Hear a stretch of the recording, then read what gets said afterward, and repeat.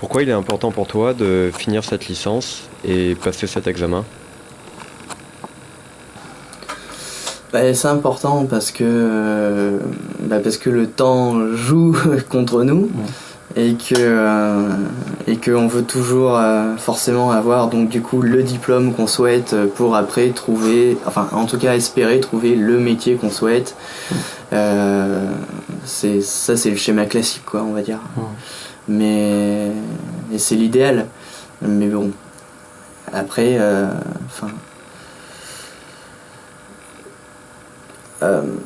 c'est important pour moi d'avoir la licence parce que quand même quand on arrive à un certain âge avec le temps etc, on a envie que nos efforts aboutissent et débouchent sur autre chose. On a envie de voir le fruit de nos efforts quoi, c'est normal je pense. Et puis voilà, après ça se trouve le fruit viendra peut-être pas du tout quoi.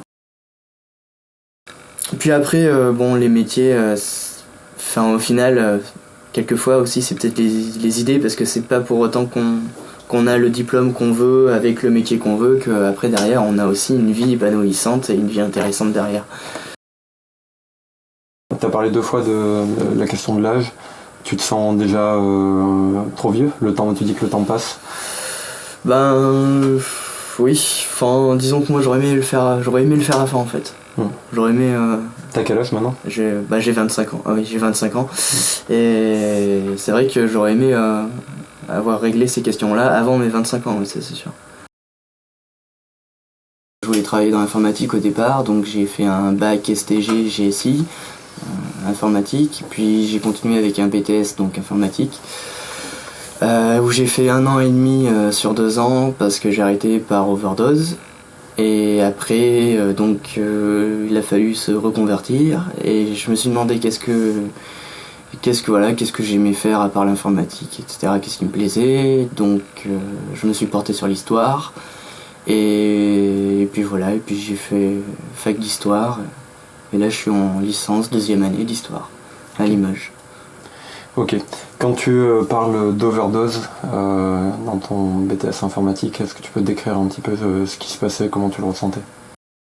En fait, je me voyais pas faire ça toute ma vie en fait. Pour être simple, je me voyais pas passer 40 ans derrière un bureau en fait à taper des lignes de code toute la journée. Et comment tu te sens justement venant du monde de l'informatique en termes de... Est-ce que tu te sens bien dans cette fac d'histoire? Qu'est-ce qui te va, qu'est-ce qui te va pas? Quelles sont les problématiques que tu rencontres? C'est très dur. Très dur pour moi parce que justement en BTS informatique, on m'a toujours appris à être synthétique, à être schématique, à avoir une vision d'image en fait des événements, des interactions, etc. Avoir une vision image et schéma. Alors que en fac, surtout en histoire en plus, lettres et sciences humaines où on apprend à développer, faire des arguments, faire des paragraphes, à avoir un argument qui se tient, etc. C'est le principe complètement inverse, donc du coup là-dessus j'ai du mal de passer de l'un à l'autre quoi, ça c'est sûr. Est-ce que t'es pas plus accompagné que ça à la fac là-dessus quoi? Après, à la fac, on se débrouille. Si ça vient pas de toi au départ, il y aura rien qui se fera derrière, quoi. Voilà, je me disais, mais merde, c'est pas possible, j'y arrive pas, alors que pourtant, je suis pas plus con qu'un autre, etc. Je vois pas pourquoi j'y arrive pas, et pourtant j'y arrive pas, quoi. Il y a plusieurs façons de se faire son parcours professionnel. Le diplôme, après, ce n'est qu'une reconnaissance de l'éducation nationale, on va dire, sur une capacité sur un domaine. C'est tout. Bon, la pression est là, parce qu'il faut quand même trouver un boulot, quoi. Faut quand même avoir une situation de vie derrière. Mais je me dis plus... je suis plus dans cette optique à me prendre la tête avec absolument... sur ce que je vais faire, etc. Ce qu'on appelle la bonne pression, c'est-à-dire suffisamment de pression pour quand même qu'on se dise il faut qu'on se bouge, etc. Mais trop là par rapport à ça, j'avais une mauvaise pression dans le sens où je me disais je je faisais le rapport âge, résultats scolaires et projet professionnel. Et dans cette équation, je voyais bien que j'étais là, que j'étais pas sur la bonne pente, que j'étais en train de, j'allais pas dans le bon sens. Donc après, ouais, par rapport à ça, par rapport à moi-même, ça m'a,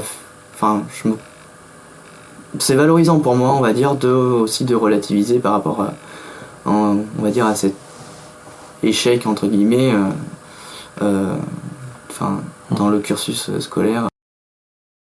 Aujourd'hui, on est dans un contexte économique et social tel que déjà trouver du boulot c'est dur. Je veux dire qu'on soit jeune ou qu'on soit adulte, vieux, peu importe notre âge, c'est dur. Peu importe notre diplôme, c'est dur. Donc au final, on sait que trouver du boulot aujourd'hui, c'est quelque chose de relativement dur. Du coup, en plus, surtout pour les jeunes qui ont un fort taux de chômage aussi, ils se tournent de plus en plus vers des engagements, des formes alternatives, on va dire, parce qu'il faut bien faire quelque chose, quoi. C'est plus ce que c'était déjà, on n'est plus dans l'époque des 30 glorieuses.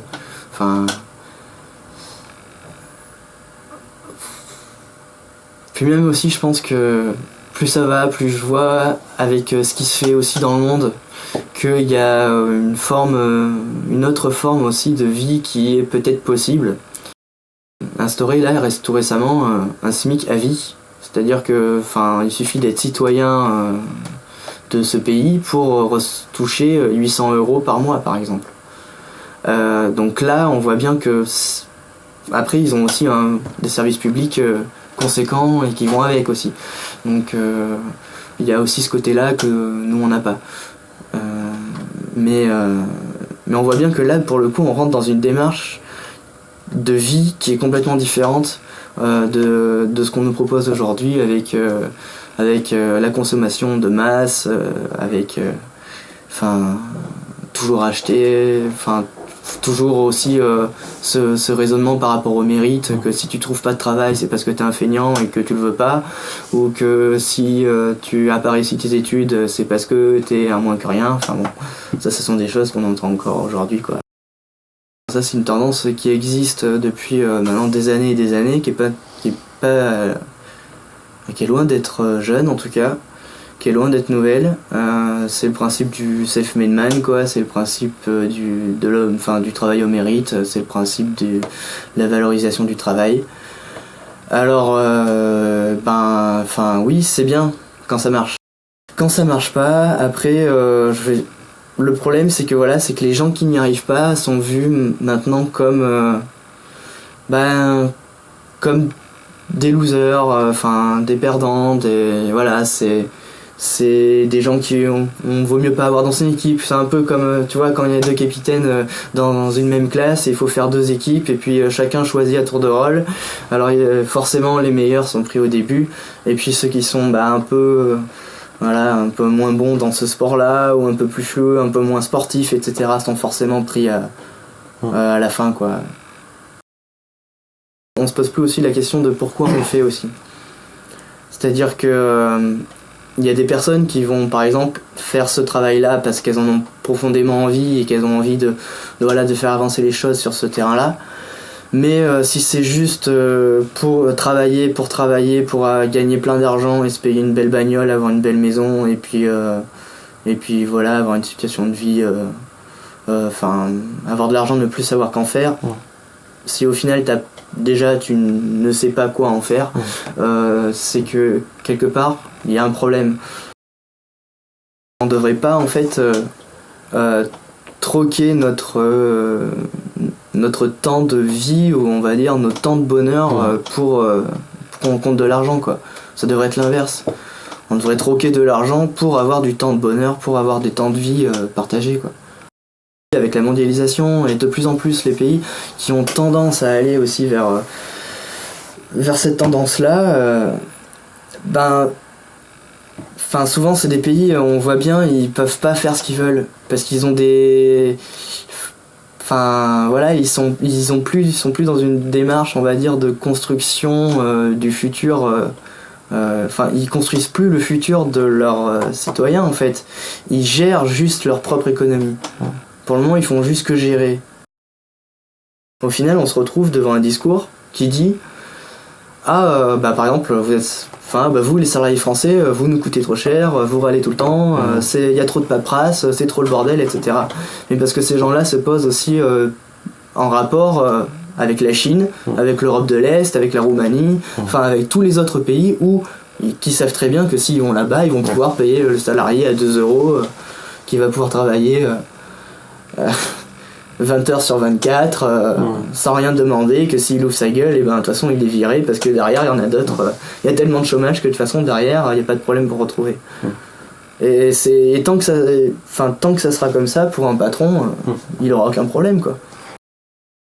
Par rapport à cette tendance-là dont tu parles, est-ce que d'une certaine manière, toi, à ta façon, tu es en résistance par rapport à ça? Est-ce que tu fais des choses qui sont alternatives à ça ou proposent de nouvelles voies?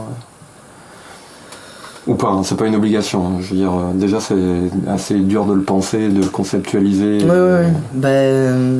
Déjà c'est pas une logique qui est forcément aussi admise par la majorité des personnes aussi en ce moment. Donc moi à chaque fois que j'en parle, je dois développer ou défendre et tout. Bon, après je choisis aussi. Forcément, j'en parle pas quand je sais qu'il y a une personne qui va être bloquée là-dessus, ça sert à rien de lui en parler. Mais j'en parle quand même. Alors après, la façon de résister, s'il devait y en avoir une, ça serait tout simplement de trouver, on va dire, un travail qui nous plaise et qui nous laisse le temps de pouvoir aussi faire d'autres activités hors du cadre du travail, comme les activités sportives, culturelles et familiales, etc. Et en profiter de la vie. Tout simplement, faut que le travail doit pouvoir nous permettre aussi de profiter de la vie.